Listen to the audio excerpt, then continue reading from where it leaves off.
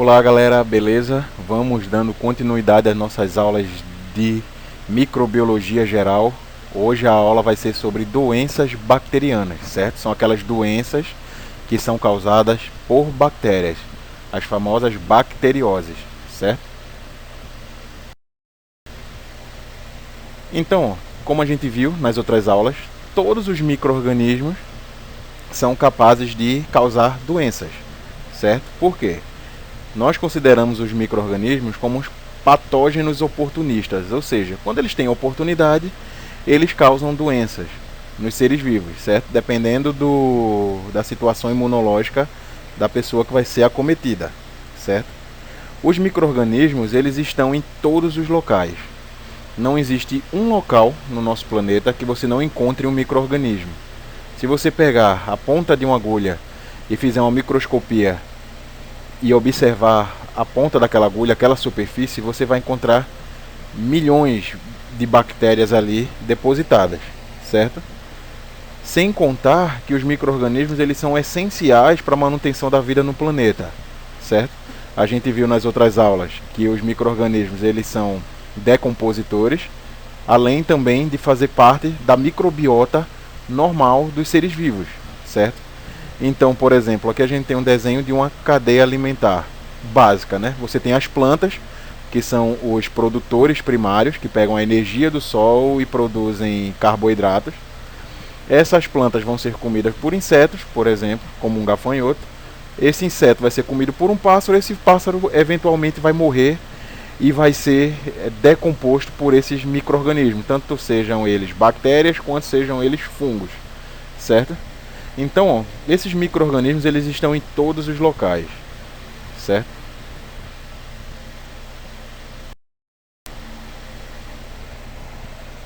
Como eu falei, esses micro-organismos, as bactérias no caso também, elas estão presentes em todos os cantos, inclusive nos seres vivos, certo?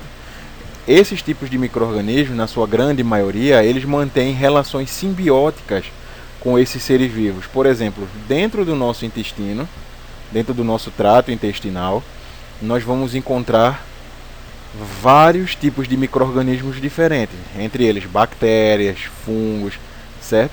E esses micro-organismos, eles fazem parte do que a gente chama de microbiota saudável dos nossos corpos. Por quê? Porque esses micro-organismos vão ajudar na nossa digestão, por exemplo, certo? Então, quando você tem alguma desregulação da quantidade desses micro-organismos, você tem algum tipo de doença acometida por diarreia, certo? Então, todos os seres vivos, desde plantas, fungos e os seres mais desenvolvidos, né, as aves, os répteis, os mamíferos, todos os seres vivos, basicamente, eles possuem outros tipos de micro-organismos associados, mais precisamente bactérias, certo?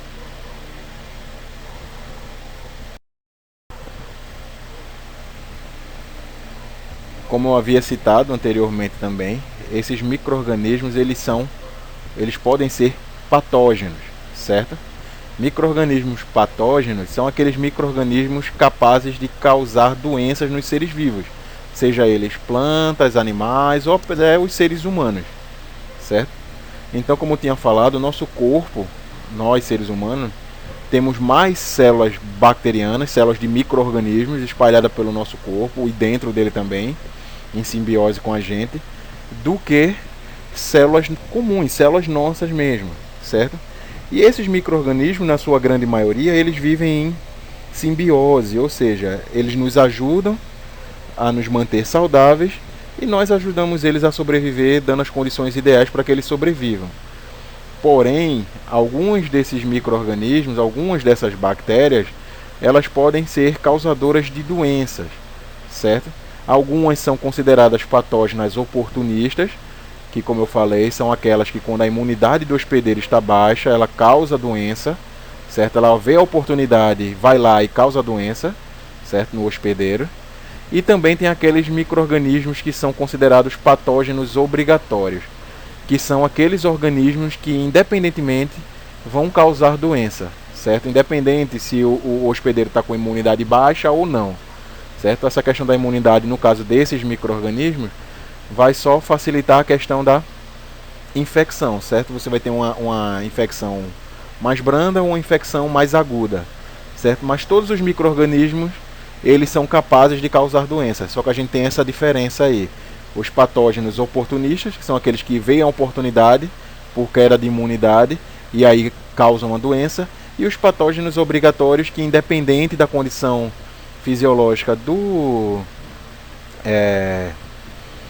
portador, ele vai causar doenças, certo?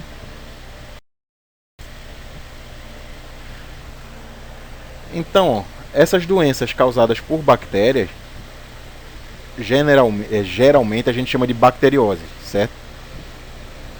Então, ó, essas bacterioses, elas possuem nome, certo? Como, por exemplo, botulismo, tuberculose. São dois tipos de doenças que são causadas por bactérias. Só que essa nomenclatura dada a essas doenças bacterianas, elas seguem uma ordem de nomenclatura. Geralmente, essa nomenclatura ela é derivada do nome do micro-organismo causador, certo? Geralmente o nome do micro-organismo que vai causar essa doença é que vai dar nome também à doença, certo? Por exemplo, como eu tinha usado aqui o botulismo tem esse nome porque ele é causado pela bactéria Clostridium botulinum, certo? Então, o epíteto específico aqui, que é esse último nome, botulinum, a gente usa como nome para a doença, para a bacteriose, certo? Então, ó, o Clostridium botulinum causa o botulismo, certo? A tuberculose também, outro exemplo bem comum, é causado pelo Mycobacterium tuberculosis. Então aí, ó, o sobrenome dele, né, o epíteto específico, que é a tuberculose, vai causar a doença que a gente chama de tuberculose, certo? E assim sucessivamente. A gente vai ver vários tipos aqui de doenças, alguns exemplos de doenças causadas por bactérias, e vocês atentem a esses nomes e ao nome do micro-organismo que causa, que vocês vão ver essa questão, certo?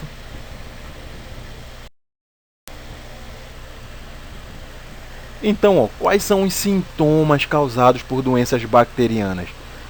Existem vários sintomas, certo? Inclusive, cada doença ela vai ter sintomas específicos. Até por isso, você consegue ter uma ideia de quando um paciente chega no hospital, por exemplo, através dos sintomas que ele está sentindo, você sabe, você tem uma ideia do que é que está causando, de qual tipo de bactéria que está causando. Mas, de maneira geral, todas as bacterioses, todas as doenças causadas por bactérias, elas apresentam sintomas gerais, sintomas que são comuns a todas essas infecções, certo? Como, por exemplo, febre alta.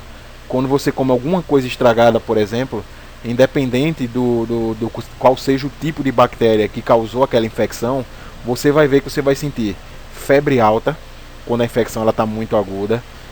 Diarreia é um dos principais sintomas também. Também você tem a questão dos vômitos. Você fica com calafrios, né? O famoso calafrio, quando dá isso dentro do ônibus, meu Deus do céu, dá esse calafrio, você se trinca todinho aí, tenta se segurar o máximo possível. Mas eu digo a você, se for uma doença, for uma diarreia, por exemplo, ou um calafrio causado por doenças bacterianas, não tem muito o que fazer não. É só rezar a Deus e esperar que não desça antes de você descer do ônibus, certo? Então, ó, são esses sintomas gerais, né? Então, independente de qual seja o tipo de bactéria que vai causar a doença, como eu falei, a gente vai ver alguns tipos de doenças causadas por bactérias aqui, e se vocês prestarem bem atenção, vocês vão ver que alguns desses sintomas aqui sempre vão se repetir, certo? Então, os sintomas mais gerais que a gente encontra em mais tipos de doenças causadas por bactérias são essas, né? Febre alta, diarreias, vômitos, calafrios. Algumas apresentam manchas vermelhas, né, espalhadas pelo corpo, certo? Mas aí já é uma coisa mais específica, certo? No entanto, como eu falei, esses sintomas eles podem variar de acordo com o tipo de bactéria que estiver causando essa infecção e do local que essa infecção está cometendo também, certo? Então, ó, a gente tem esses sintomas gerais, porém esses sintomas gerais não necessariamente vão se manifestar em todas as doenças causadas por bactérias, certo?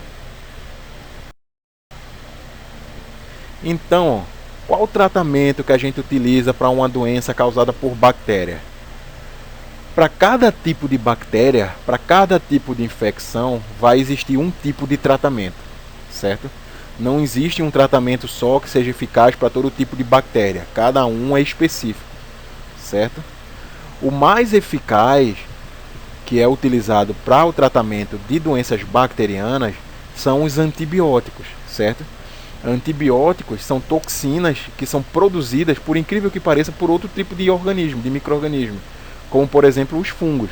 Os fungos são os principais produtores de antibióticos, certo? O primeiro antibiótico descoberto foi a penicilina, certo? Foi descoberto por acaso, né? Não me lembro exatamente se foi na Primeira ou na Segunda Guerra Mundial, mas um médico trabalhando com identificação de bactérias naquela época lá, viu que uma cultura de bactéria tinha sido contaminada por um fungo. Esse fungo, no caso, era o penicílio, por isso vem o nome penicilina, que é o antibiótico que é produzido pelo fungo penicillium, certo? Do gênero penicillium. Então ele viu que onde aquele fungo crescia, ao redor daquele fungo ficava o que a gente chamava de halo de inibição, ou seja, um local que não crescia a bactéria, que as bactérias não cresciam, não se desenvolviam. Por quê? Porque fungos e bactérias são organismos que têm basicamente o mesmo habitat, certo? O mesmo nicho ecológico. Então eles têm, de certa maneira, uma competição ecológica. Então, para vencer essa competição, esses micro-organismos desenvolveram o quê? Equipamentos para inibir o crescimento do outro. Você tem lá um fungo e uma bactéria crescendo no mesmo local, competindo pela mesma fonte de alimento. Eles não têm dentes, eles não têm garras para atacar o outro e espantar o outro, certo? Nem sequer às vezes tem motilidade. As bactérias algumas vezes têm, mas mesmo assim são poucas, certo? Então eles precisam de arsenais químicos que vão matar ou vão inibir o crescimento do rival dele lá, seja uma bactéria, seja um fungo. Então, os antibióticos que são produzidos pelos fungos são uma dessas armas, certo? Que os fungos possuem para inibir o crescimento das bactérias e ter lá o alimento disponível só para eles e vencer essa competição. Então, a penicilina foi o primeiro antibiótico descoberto, certo? E aí a gente tem vários outros antibióticos que foram sendo desenvolvidos ao longo dos anos, certo? Aqui a gente tem alguns exemplos, por exemplo, a amoxicilina, que é um muito comum, que a gente toma muito, e as pessoas infelizmente tomam sem prescrição médica, tomam de qualquer jeito, o que causa o que? Resistência da bactéria a esse tipo de antibiótico, certo? Então, essa questão de tomar antibiótico porque você está com alguma infecção bacteriana, não é bem assim. Você tem que procurar um médico, você tem que se consultar, a partir daí o médico vai passar para você um tipo de antibiótico específico para aquela bactéria ou para aquele tipo de problema, e você tem que cumprir à risca o tempo do antibiótico. Se ele vai passar por 5, 7, 10 dias, você tem que tomar durante esses 5, 7 ou 10 dias nas horas corretas, sem atrasar, para justamente não causar resistência a essas bactérias, dessas bactérias a esses antibióticos. Como a gente viu na aula de biologia de bactérias, a gente viu que dentro da bactéria a gente tem um DNA circular, certo? Que é o plasmídio, DNA plasmidial, que esse DNA plasmidial ele vai conferir o quê?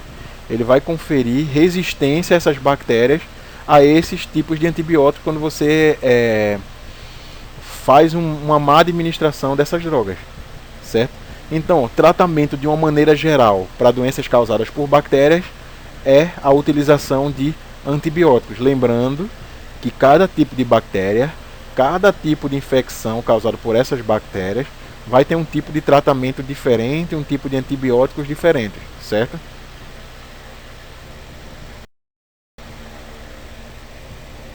E qual é a prevenção? O que é que eu faço para prevenir a infecção por bactérias? Primeiro de tudo, infecção por micro-organismos, seja ela bactéria, seja elas fungos, não digo vírus, mas bactérias e fungos principalmente, é por falta de bons hábitos de higiene. Então a prevenção de uma maneira geral é você manter bons hábitos de higiene, você sempre lavar as mãos, certo? Você lavar sempre e lavar bem os alimentos que a gente consome, certo? Consumir sempre água tratada. Quando eu falo água tratada, não é você tirar diretamente da torneira a água que vem da Compesa e beber, não. Essa água que vem da Compesa, quando ela sai da estação de tratamento, ela está sim tratada, ela está com nível de clorifórmio fecal baixo, ela está com níveis de tudo baixo. Porém, as encanações a partir dali, né, as tubulações, elas sempre têm fraturas, que sempre tem o que acarreta em contaminação disso aí. Então, mesmo que você utilize água da Compesa para beber, ou para cozinhar, ou para fazer qualquer tipo de coisa, ferva a água ou filtre essa água, certo? Tem vários tipos de filtro, aqueles filtros de barro também servem bastante para tirar principalmente partículas, certo? Não contaminantes líquidos, mas partículas, certo? Você consegue tirar, você consegue deixar de fora bactérias, por exemplo, cianobactérias, mas a toxina que esses animais produzem, que esses seres produzem, você não consegue filtrar com esse tipo de filtro e nem com fervura, certo? Então, ó, mantendo bons hábitos de higiene, lavando as mãos, lavando os alimentos, consumindo sempre a água da maneira mais tratada possível, certo? E no caso das doenças sexualmente transmissíveis, as DSTs, o uso de preservativo, certo? Você utilizando a camisinha, por exemplo, você vai prevenir várias contaminações por bactérias também, ou por fungos, ou até por vírus mesmo, certo?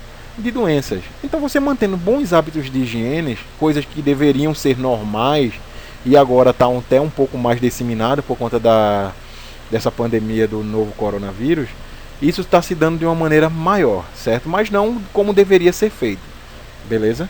Mas mantendo os bons hábitos de higiene já é o suficiente para evitar a maior parte das causas de doenças bacterianas.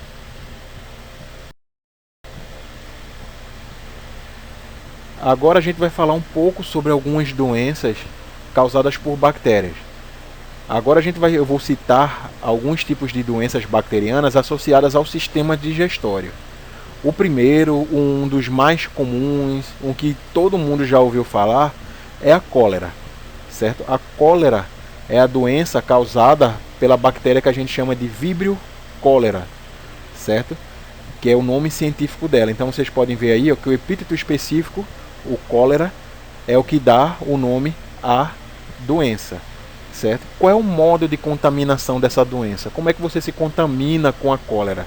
Através da ingestão de alimentos e de águas contaminadas, de águas não tratadas, certo?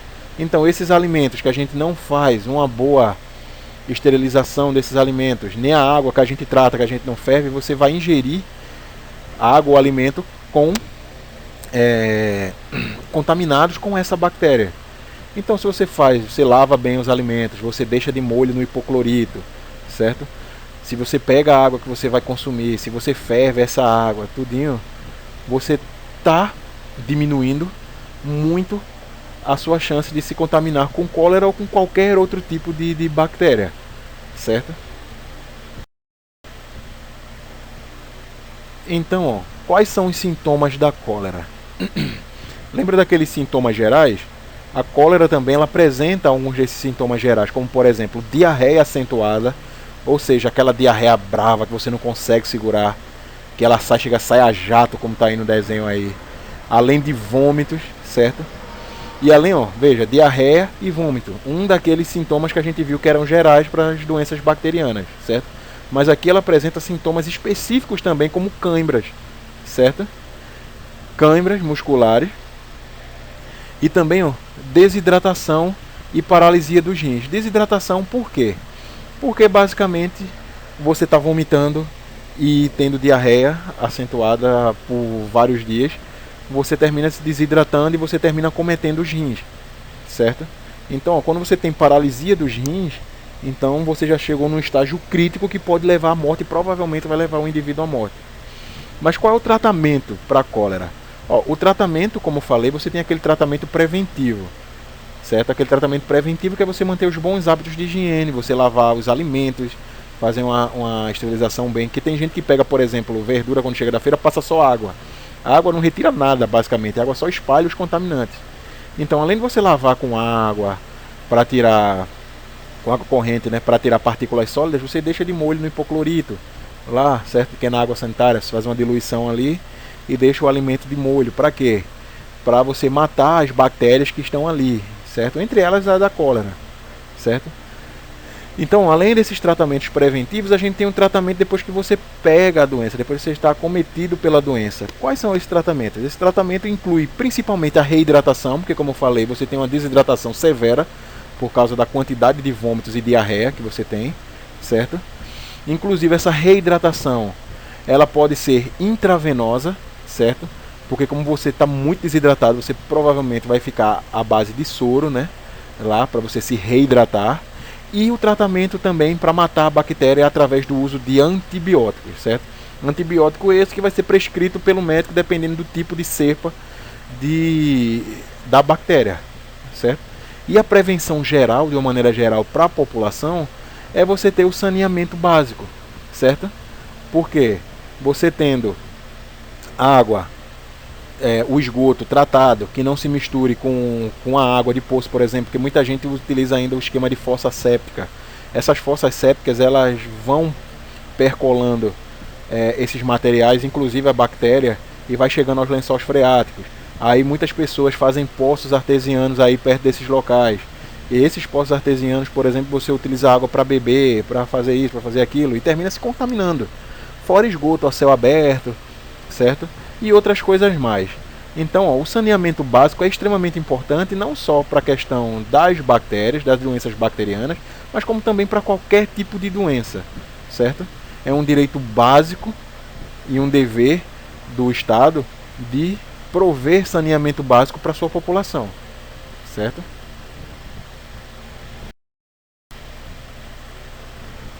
Outra doença bacteriana associada ao sistema digestório, que poucas pessoas associam essa doença a uma bactéria, é a cárie. A bactéria causadora da cárie é a Streptococcus mutans, certo? Nesse caso aí, você não liga muito, você não liga o nome da bactéria a o tipo de doença não, mas a cárie, ela é causada por essa bactéria aí, a Streptococcus mutans. Lembram da aula de bactérias? O que é um Streptococcus? É aquelas bactérias que tem formato de redondo, certo? De bolinha, e que ela forma como se fosse um cacho de uva. Então você tem um Streptococcus, certo? E no caso o mutans, que é a espécie desse Streptococcus. Você pode ter vários tipos de Streptococcus, certo? Então, qual é o modo de contaminação? Como eu falei, a maior parte das causas de contaminações por doenças bacterianas é a falta de higiene. E a falta de higiene bucal vai causar contaminação por cárie, certo? É um dos grandes e principais causadores dessa contaminação aí. E por incrível que pareça, hoje em dia ainda tem muita gente que não faz a higiene bucal da maneira que deveria ser feita, certo? Quando você conversa com qualquer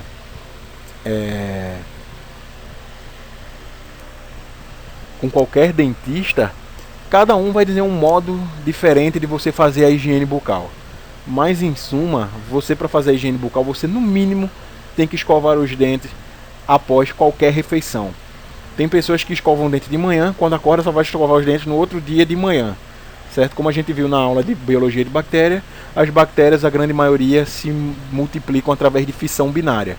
E certos tipos de bactéria, depois de 20 minutos, já conseguem se multiplicar. Então, se você escova os dentes de 5 horas da manhã, 6 horas da manhã, e só vai escovar em 6 horas da manhã do outro dia, essas bactérias já têm se multiplicado, já têm causado um estrago muito grande nos seus dentes. Então, primeiro você tem que escovar bastante os dentes. E uma coisa bem importante é a utilização de fio dental, certo?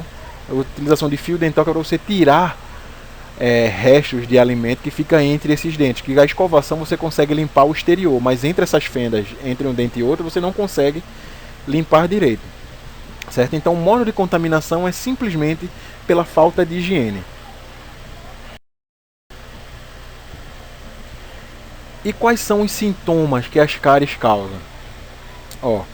A cárie, a bactéria causadora da cárie, ela vai causar deterioração do tecido dos dentes, certo?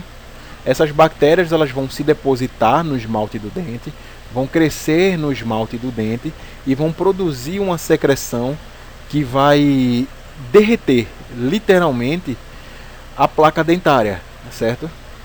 Que forma aquelas manchas pretas, essa que está na foto aí, manchas pretas horríveis aí, que apodrece literalmente o dente, certo?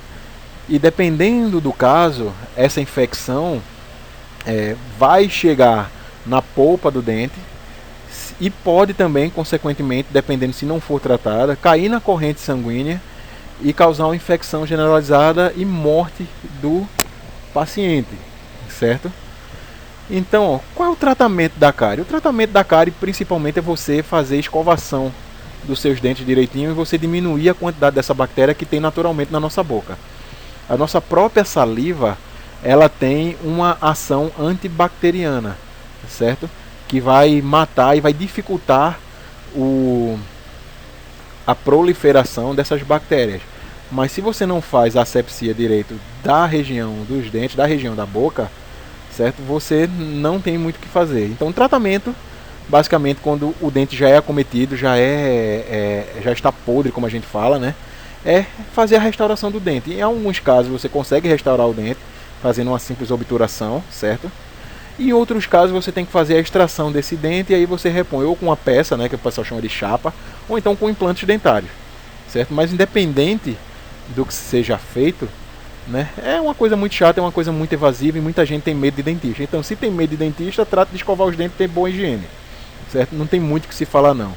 E a prevenção, basicamente, além de escovar bem os dentes, a higiene dos dentes, tem que diminuir a ingestão de açúcares, certo? Porque açúcar é um alimento mais simples que todos os micro-organismos vão se alimentar dele, certo? Você também pode utilizar o que? Flúor para fortalecer o esmalte do dente, certo? Quando você pega aqueles enxaguantes bucais, que você faz aqueles bochechos com enxaguantes bucais, você está usando o flúor para fortalecer esse esmalte dentário e impedir, pelo menos um pouco mais, que essa bactéria ela comece a derreter o esmalte dos dentes através das secreções que elas produzem, certo? Das toxinas que elas produzem.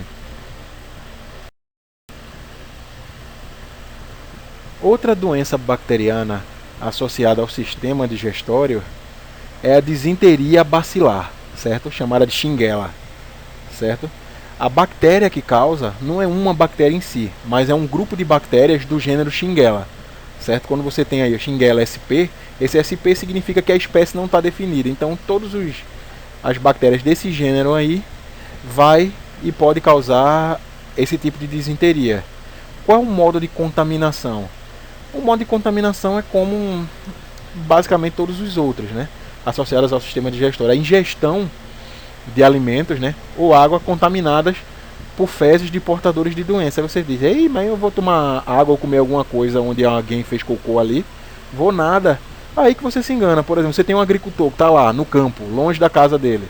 Está lá fazendo a capinação lá da hortinha dele de alface lá. Deu uma dor de barriga. Tu acha mesmo que ele vai correr para casa? Ou acha mesmo que ia dar tempo dele correr para casa para fazer uma coisa? Não, ele caga ali mesmo, no meio das coisas. No meio das folhas. Certo? Então, você fazer o tratamento, a higienização desses alimentos, independente de onde veio esses alimentos, é extremamente importante, certo?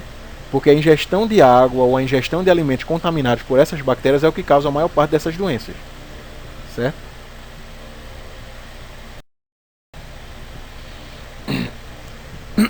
E quais são os sintomas da disenteria bacelar? O nome já diz, né? Disenteria.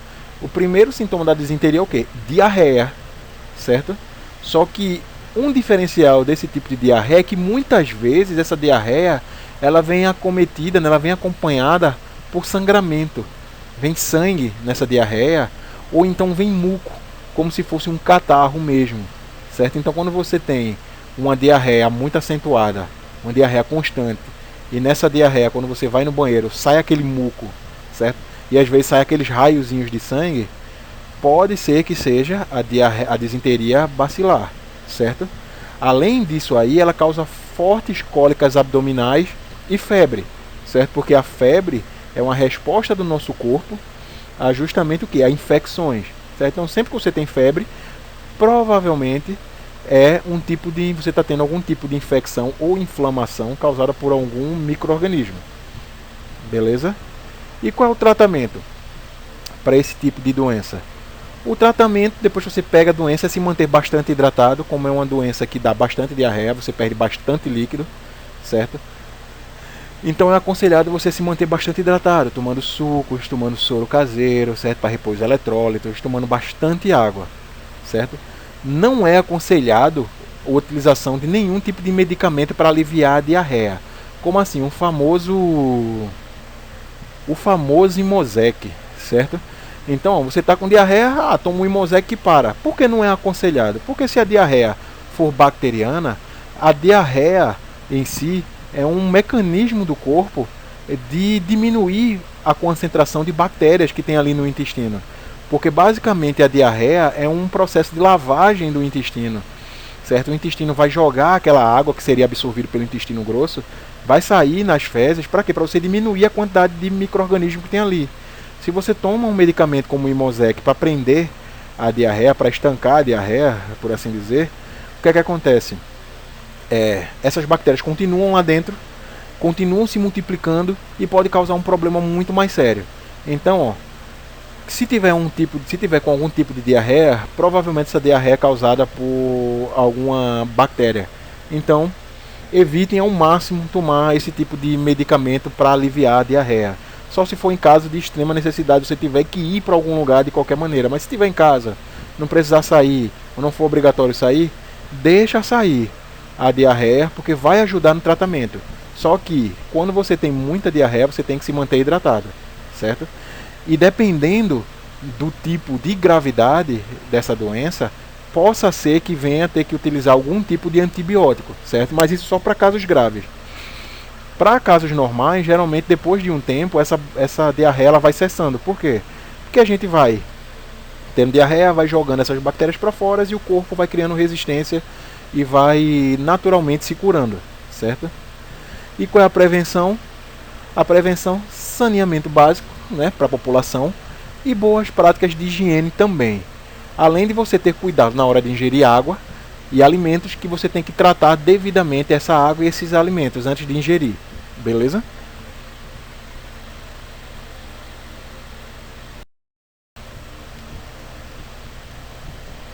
Outro tipo também de doença bacteriana associada ao sistema digestório, prestem bem atenção, que eu estou falando sempre em sistema digestório, certo? Quando eu for citar outros tipos de doenças bacterianas, vai estar relacionado a outros tipos de sistema, certo? Que eu posso perguntar isso na prova, certo? Quais são os tipos de doenças? Dê 2 exemplos de doenças bacterianas associadas ao sistema digestório. Aí vocês vão aí, prestem atenção direitinho e respondam, certo?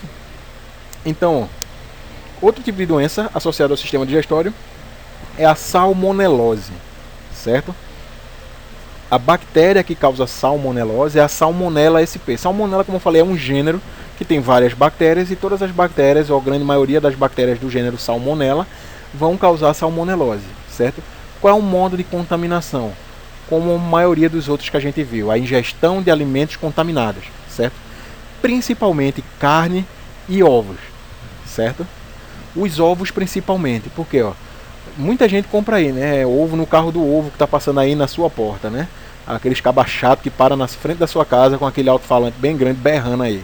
Aí você vai lá, compra o ovinho lá no carro do ovo, porque tá barato, né? Você vai no mercado agora, tá R$ 20 uma bandeja de ovo. Aí o cara no carro do ovo tá vendendo a 10, a 11. Aí você compra lá aqueles ovos.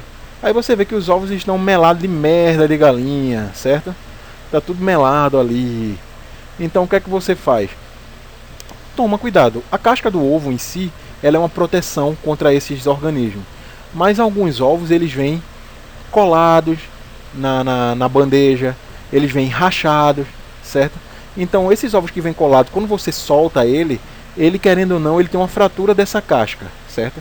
E quando há uma fratura dessa casca, as bactérias que estão ao redor, geralmente salmonella, certo? Que está ali relacionado com a casca, até porque está relacionado com as fezes, ela vai contaminar o interior do ovo. Você pega, guarda aqueles ovos ali, só porque está rachado, você não quer desperdiçar, e guarda o ovo ali. Então essa bactéria ela consegue penetrar, consegue se multiplicar. Então quando você ingere, você termina sendo acometido pela salmonelose, certo? E a carne é a mesma coisa.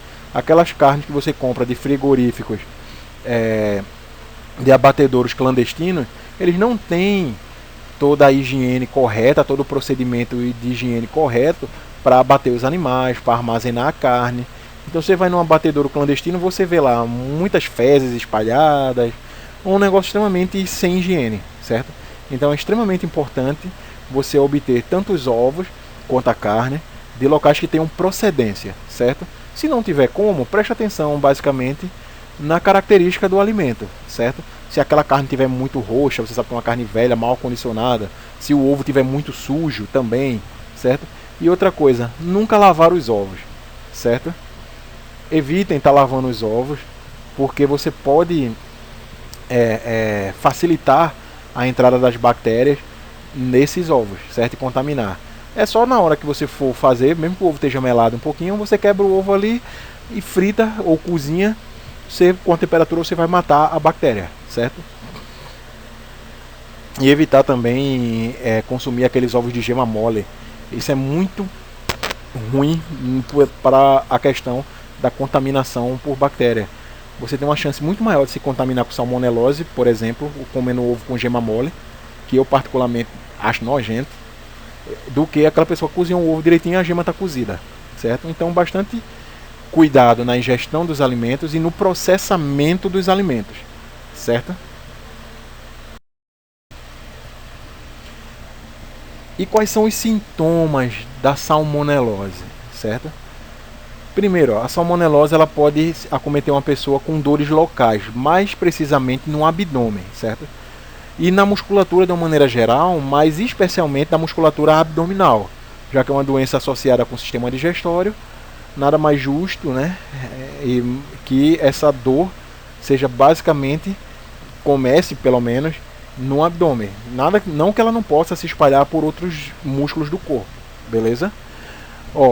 Ela vai causar o que? Calafrios, certo? Desidratação, porque você vai ter diarreia e vômitos em alguns casos, certo?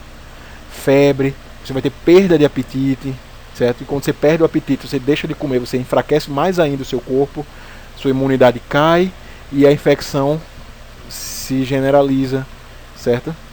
Então, muitas vezes a diarreia que é causada vem com sangue nas fezes, certo? É muito comum também você ter dores de cabeça, certo? De leves a moderadas e até alguns casos dores de cabeça muito fortes, dependendo do caso, certo? Mas qual é o tratamento que se utiliza para salmonelose, quando você já está cometido pela doença? A salmonelose, dependendo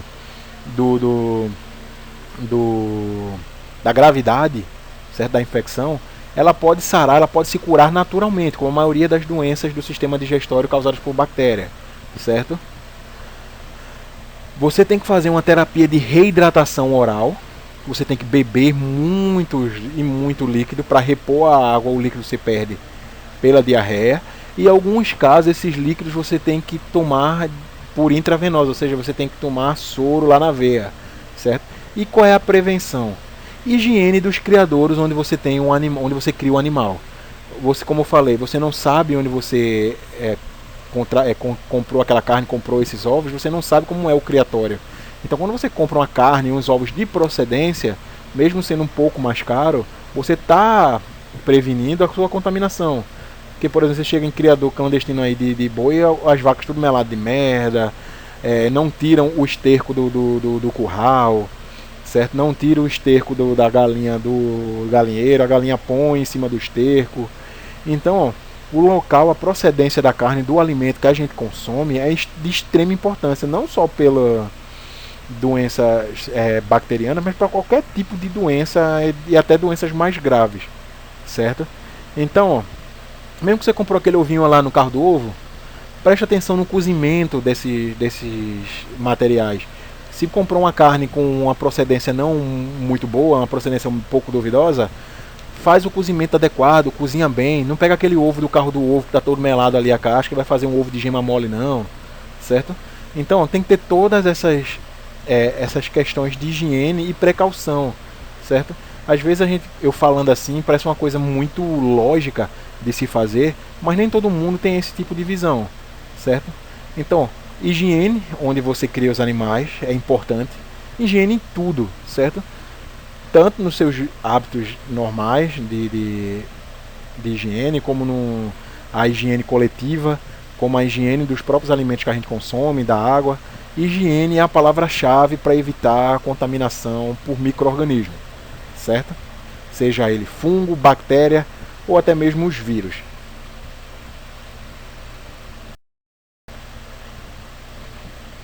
Agora a gente já vai falar de algumas doenças bacterianas que estão associadas ao sistema nervoso, certo?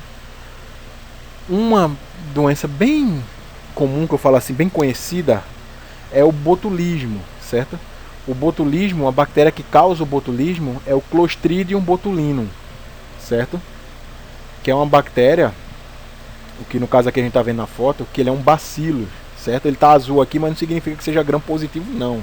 Porque isso aqui é uma micrografia utilizando um microscópio eletrônico, certo?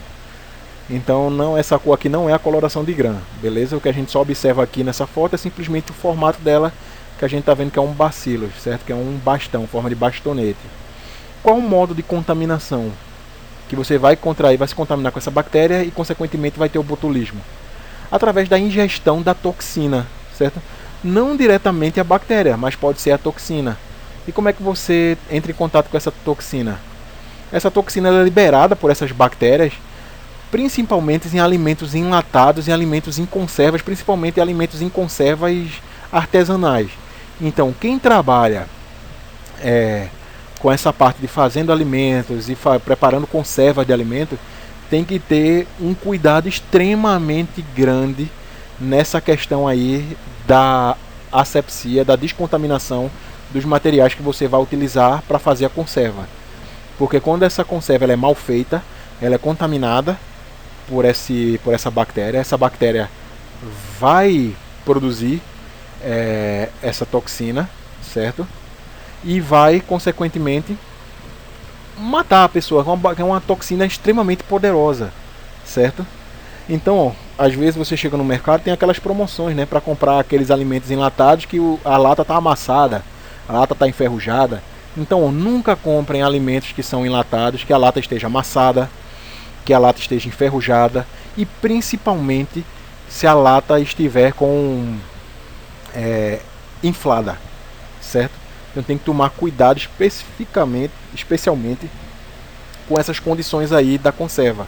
Se você vê uma comida de conserva que esteja inflada, ou se você abrir, você vê que faz aquele barulhinho como se fosse um refrigerante que tu abriu, uma liberação de gás, então toma bastante cuidado que ela pode estar contaminada pela toxina botulínica, certo? Que a gente conhece como Botox, que é utilizada aí na cara das mulheres para tirar as rugas, certo? Então, quais são os sintomas do botulismo? Dores locais, né, no abdômen, certo? Dores no corpo, de uma função geral, né? Você tem disfunção do sistema nervoso, porque essa toxina botulínica ela vai afetar o sistema nervoso, basicamente. Depois vai afetar a musculatura, certo? Fadiga, sensação de desmaio, tontura, certo? No aparelho gastrointestinal, né? Na parte do sistema digestório, você vai ter constipação, certo? Que geralmente é o contrário, né? Geralmente você tem uma contaminação por bactéria, você vai ter diarreia. Nesse caso você tem constipação, você vai ter náuseas, você pode ter vômito, certo? Nos músculos, os músculos flácidos, você vai ter paralisia, certo? Você vai ter paralisia desses músculos. Na boca, você vai ter um excesso de baba, né? De secreção, de saliva, ou você vai ter secura na boca, você vai parar de produzir a saliva, certo? A visão, você começa a ter visão dupla, ou então a visão embaçada, certo? Os músculos oculares da pupila vão ficar dilatadas, certo? Você também é bem comum ter dificuldade em engolir, dificuldade em falar, dor de cabeça, falta de ar, reflexos extremamente lentos, certo? Retenção de urina. Então, ó, são vários sintomas aqui. Então, ó, a infecção por toxina botulínica, né, pelo botulismo, você contrair esse tipo de doença é uma doença extremamente grave e que pode sim facilmente levar a óbito, certo? Então tem que tomar muito cuidado na hora de comprar alimentos enlatados e alimentos em conserva, principalmente conservas caseiras, certo?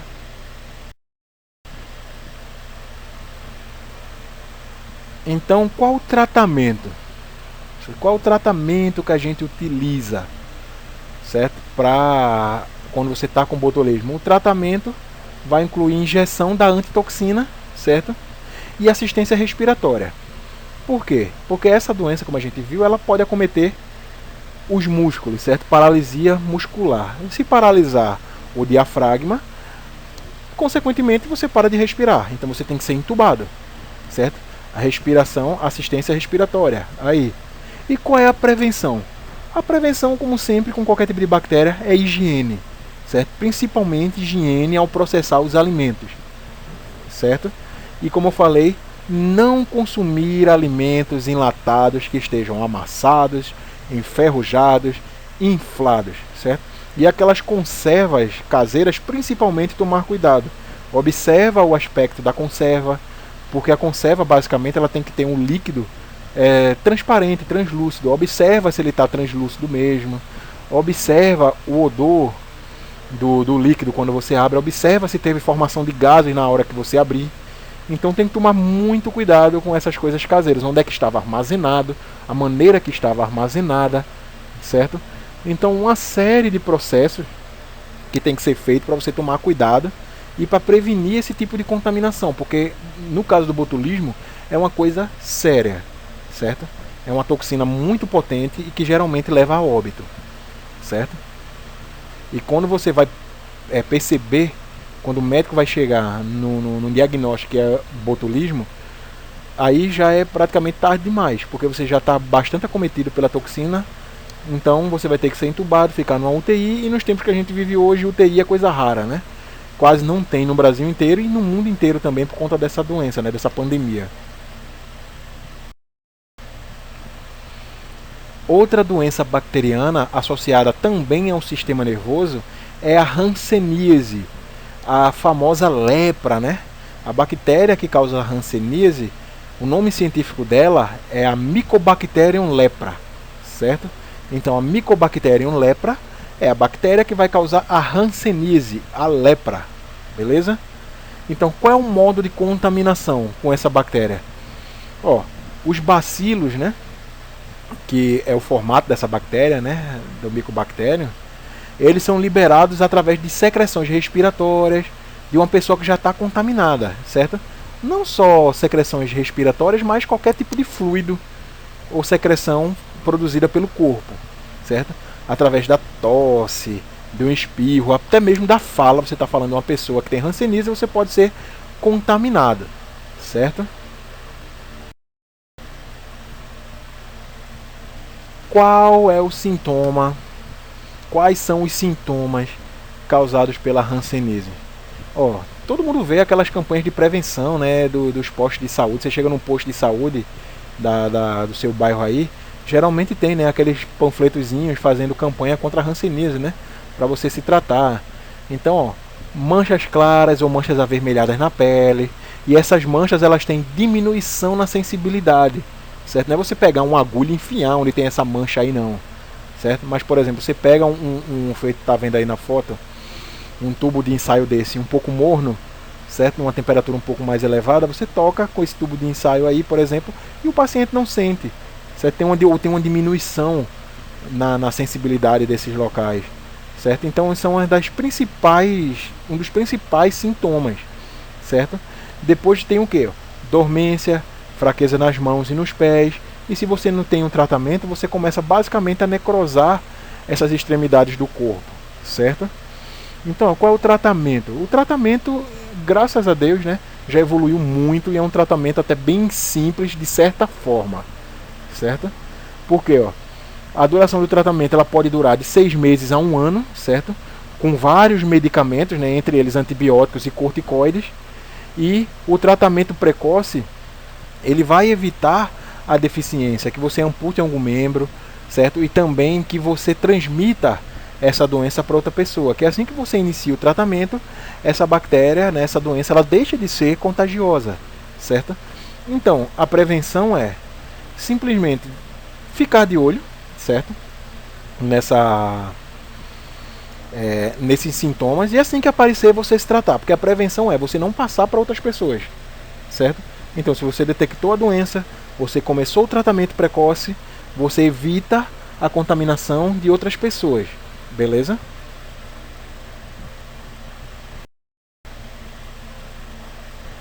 Outra doença bacteriana associada ao sistema nervoso é o tétano, certo?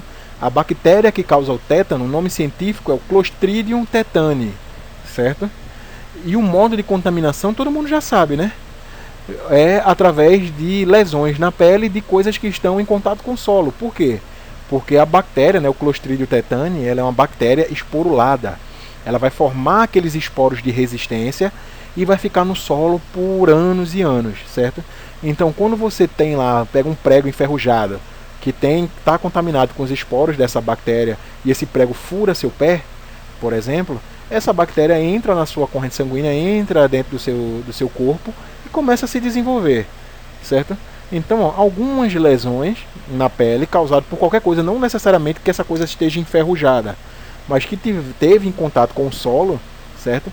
E esse solo pode ter esporos dessa bactéria. Então, qualquer tipo de lesão que esteja relacionada à coisa do solo, você tem que tomar bastante cuidado, porque o tétano é uma doença séria, certo? Que pode levar à morte se não for tratada, e geralmente leva. Então, quais são os sintomas do tétano? O tétano vai apresentar contrações musculares muito dolorosas, é muita dor muscular, certo? Especificamente, né, na mandíbula e no pescoço, são dos primeiros sintomas. Você vai sentir na mandíbula e no pescoço como se estivesse contraindo os músculos do pescoço, como se estivesse não, está contraindo os músculos do pescoço e da mandíbula e com dores muito fortes, certo?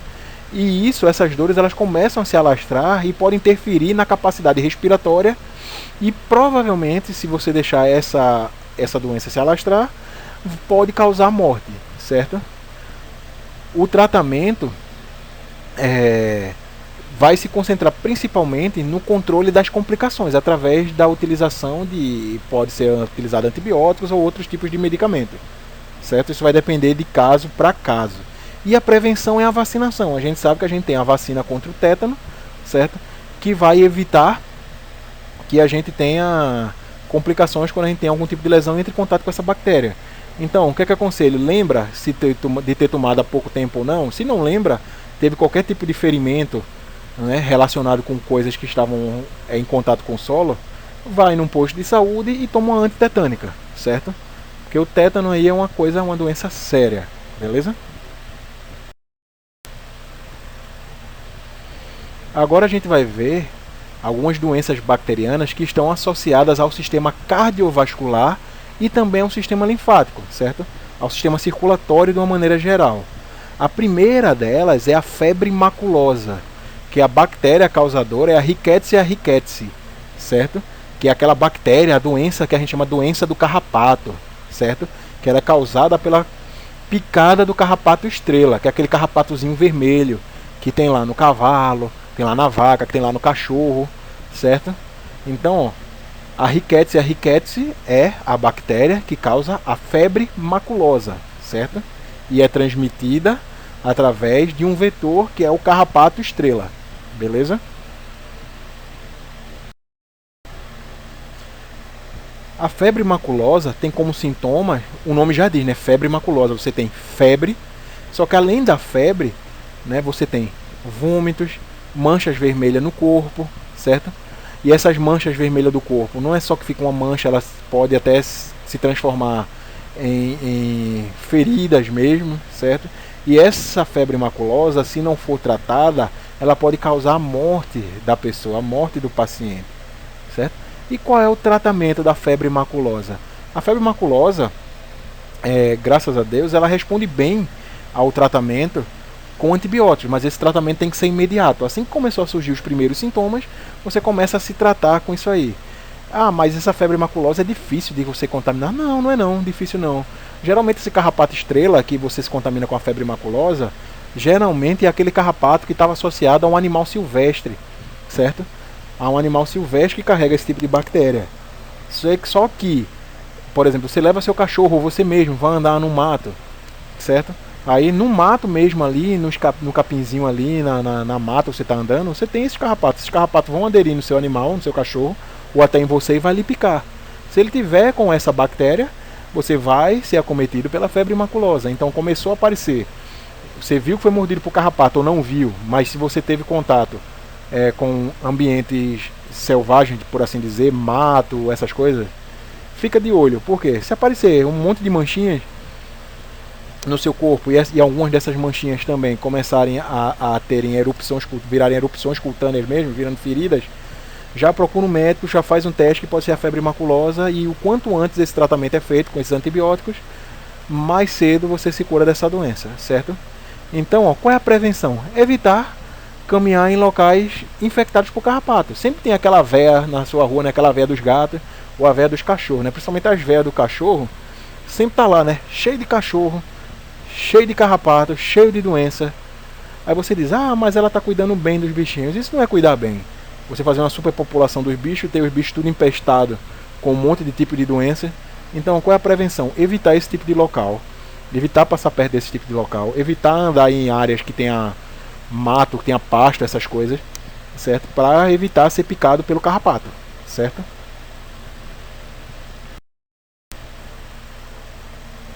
Outra doença associada ao sistema circulatório, de uma maneira geral, né, que é o cardiovascular e o sistema linfático, é a brucelose, certo? Brucelose não é aquela banda de forró, não, que eu estou me referindo, não. A brucelose é uma doença bacteriana causada pela Brucella melitensis, certo? A Brucella melitensis, né, é a bactéria causadora da brucelose. Tranquilo? Então, qual é o modo de contaminação por essa bactéria? O leite não pasteurizado. Então, por que é de extrema importância você pasteurizar o leite, você comprar leite pasteurizado? Justamente para diminuir a contaminação, o risco de infecção por bactérias, certo? Porque, querendo ou não, quando você vai fazer a coleta do leite, né, na vaca lá no curralzinho, seja ele de uma grande fazenda ou de um pequeno produtor, você vai ter lá os animais defecando e urinando, porque a vaca não vai se segurar até terminar a ordenha, certo? E você vai ter vários animais sendo ordenhados ao mesmo tempo. Então, o que é que acontece? As bactérias, elas estão, os fungos, os micro-organismos da maneira geral, estão lá, certo? Então, por mais que você tome cuidado, não entre em contato com fezes dos animais, mas o próprio ar está contaminado e pode contaminar esse leite. Então, ó, você pegou aquele leite, é muito gostoso, você colhe o leite, tira o leite da vaca e bebe na mesma hora, chega a sair morninho. É gostoso? É, mas é perigoso? Muito perigoso. Então, mesmo que você tirou lá o leitinho da sua vaquinha, da sua cabrinha, leva para a cozinha, ferve esse leite por uns 10, 15 minutos, deixa esfriar e bebe, certo? For comprar leite de uma outra pessoa, compra um leite se for pasteurizado, certo? O que é pasteurização? É aquele processo que a gente viu de aquecimento e resfriamento. Você passa por várias etapas de aquecimento, seguidas de resfriamento, e assim você vai matar a maior parte grande parte daqueles micro-organismos que estão ali, certo? Então, a manipulação desse leite, da carne, dos derivados é que vai contaminar o alimento com esse tipo de bactéria, certo? E quais são os sintomas dessa doença, né, da brucelose? Principalmente dor articular e dor muscular, certo? Essa doença também ela vai causar febre, vai causar perda de peso, fadiga, certo? Ela é tratada através de quê? De antibióticos, certo? Como a maioria das infecções bacterianas. Então, só no leite que a gente pode pegar brucelose? Não, você também pode pegar brucelose através de carne contaminada. Aqui a gente tem uma foto de uma carne bovina contaminada com brucelose. A gente consegue ver, depois que você tira a pele do animal, várias manchas vermelhas na carne. Isso é um dos sintomas que você consegue ver na carne quando você abate o animal. Então, por isso que eu digo que é extrema importância você ter a procedência da carne. Se você compra de um cara que abateu o animal em casa, tu acha que o cara criou um boi por um monte de tempo, aí pega lá, mata aquele boi, quando tira a pele, vem esse manto de mancha vermelha, que ele sabe muito bem que é brucelose, que é doença, que eles não são leigos também, por mais que não tenham estudos formais, mas as pessoas elas sabem muito bem que a carne não está saudável. Você acha que ela vai desperdiçar isso aí? Não, simplesmente ela corta a carne e vende para você, certo? Então, é de extrema importância você saber a procedência de onde você está comprando as coisas, certo? Então, se pegou brucelose, não fique desesperado. O tratamento é com antibiótico, certo? Então, a prevenção é evitar o consumo de carne contaminada e de leite não pasteurizado. Se você for comprar leite, se você tem o costume de comprar carne de abatedouros clandestinos, por exemplo, que isso é muito comum nas regiões do interior do estado e do Brasil inteiro, Então o que é que acontece? Prepare bem essa carne para diminuir o máximo possível o risco de contaminação, certo? Cozinhe bem, asse bem, certo? Para diminuir, vai acabar com o risco? Não, você pode se contaminar por algum outro tipo de doença, mas você diminui muito o risco de contaminação quando você utiliza o processamento do alimento bem feito. Quando você faz o processamento bem feito, certo?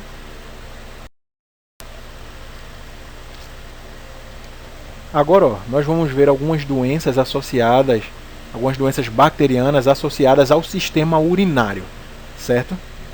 Uma muito comum mesmo, principalmente em épocas de inverno, é a leptospirose, certo? A bactéria que vai causar a leptospirose são as bactérias do gênero Leptospira, certo? Não tem uma espécie específica, mas a maioria das bactérias do gênero Leptospira vão causar a leptospirose, certo? Qual é o modo de contaminação que você se contamina com leptospirose? Quando a gente fala leptospirose, a gente lembra logo do rato, né? Mas será que é só o rato que transmite leptospirose? Não. A leptospirose ela é transmitida por animais diferentes, de várias espécies diferentes. Roedores, suínos, caninos, bovinos, gatos, certo? Então, ó, geralmente, você começa com o quê? Com o rato, que está contaminado com essa bactéria. Só que, por exemplo, você deixa o seu animal no quintal de casa. O rato fez xixi ali no quintal, aí o cachorro vai e pisa naquele local onde o rato urinou. Então o cachorro, consequentemente, vai ficar contaminado com essa bactéria, com a leptospira, e a urina do cachorro, a partir daí, vai começar a transmitir o quê? Essa bactéria. Você cria gato para comer rato, o rato vai lá, come o rato. O rato está contaminado com a leptospira. Então, a partir desse momento, a urina e as fezes desse gato vão estar contaminados com a bactéria da leptospirose. A mesma coisa acontece com porcos, certo? Que são criados soltos, aí alguns porcos são criados em chiqueiro com pouca higiene, certo? Com bois também, que são criados em mato aí por aí, comendo mato de qualquer jeito. Então eles entrarem em contato com essa bactéria da leptospirose, eles consequentemente vão começar também a ser vetores, ou seja, transmissores dessa doença da leptospirose, certo? E quais são os sintomas da leptospirose? Febre alta, dor de cabeça, sangramentos, certo? Dores musculares, muitos calafrios, olhos vermelhos e muito vômito, certo? Então, ó, quando você mora no local, você mora num Recife, basicamente choveu, alaga tudo, às vezes não tem como você se livrar, né? Se livrar de botar o pé em águas contaminadas, certo? Mas se puder evitar, evite, certo? Porque essa água contaminada são um dos fatores também que contaminam uma pessoa, ou contamina um animal, que vai consequentemente contaminar a pessoa, certo? Qual é o tratamento da leptospirose? Antibióticos, certo? Mas qual é o antibiótico, professor? Isso é específico de tratamento para tratamento.